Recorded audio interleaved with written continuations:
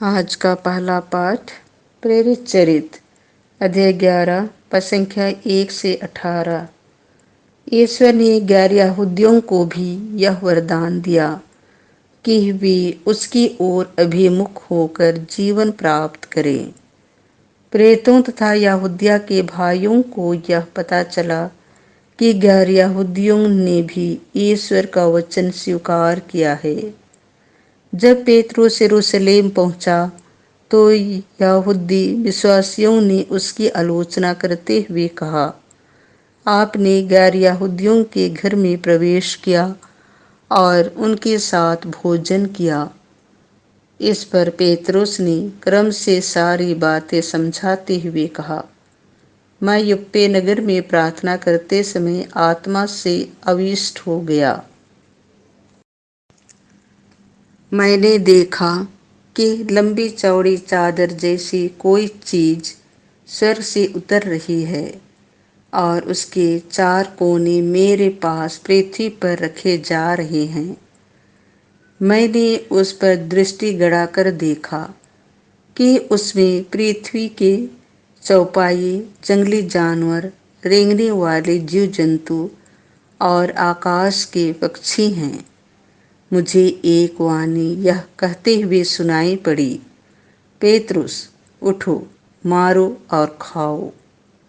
मैंने कहा, प्रभु, कभी नहीं, मेरे मुंह में कभी कोई अपवित्र अथवा अशुद्ध वस्तु नहीं पड़ी।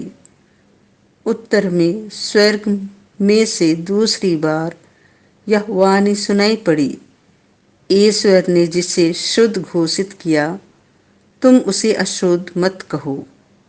3 बार ऐसा ही हुआ और इसके बाद वह चीज फिर स्वर्ग में ऊपर उठा ली गई।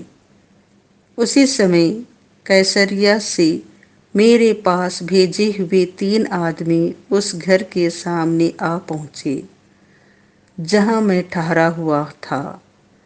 आत्मा ने मुझे आदेश दिया कि मैं बेखटके उनके साथ चला जाऊं। ये 6 भाई मेरे साथ हो लिए और हमने उस मनुष्य के घर में प्रवेश किया।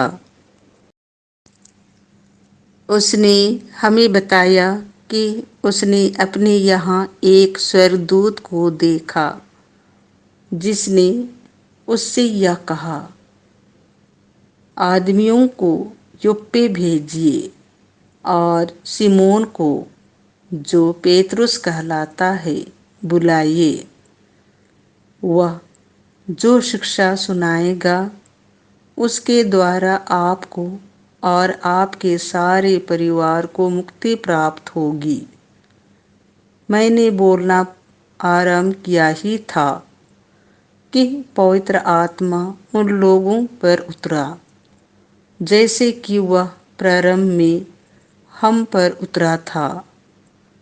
उस समय मुझे प्रभु का वह कथन याद आया, यूहन्ना जल का बपतिस्मा देता था, परंतु तुम लोगों को पवित्र आत्मा का बपतिस्मा दिया जाएगा जब ईश्वर ने उन्हें वही वरदान दिया जो हमें प्रभु यीशु मसीह में विश्वास करने वालों को मिला है। तो मैं कौन था जो ईश्वर के विधान में बाधा डालता?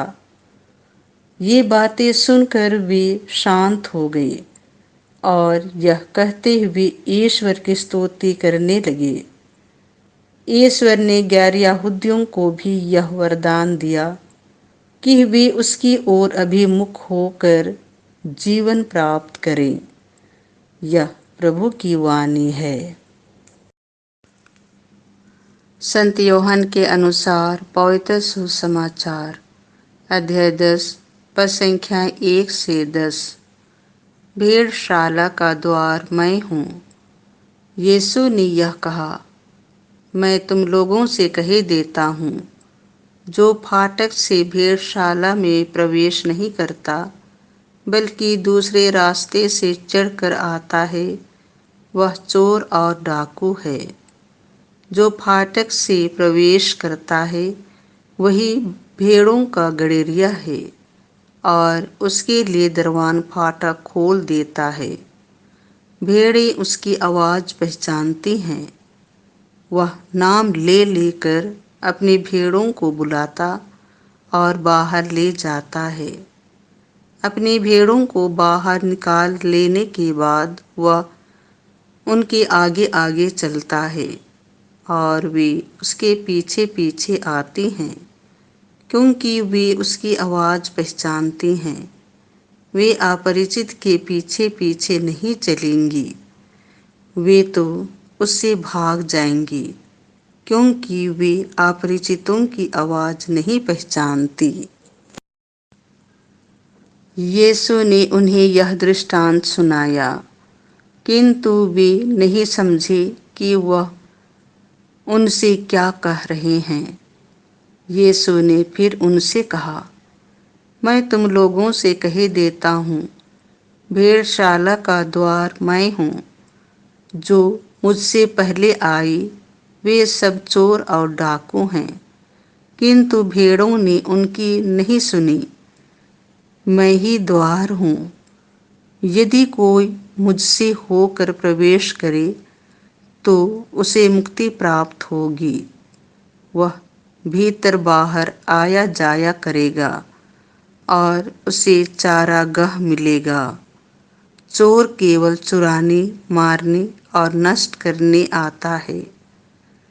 मैं इसीलिए आया हूँ कि वे जीवन प्राप्त करें, बल्कि परिपूर्ण जीवन प्राप्त करें। यह प्रभु का सुसमाचार है।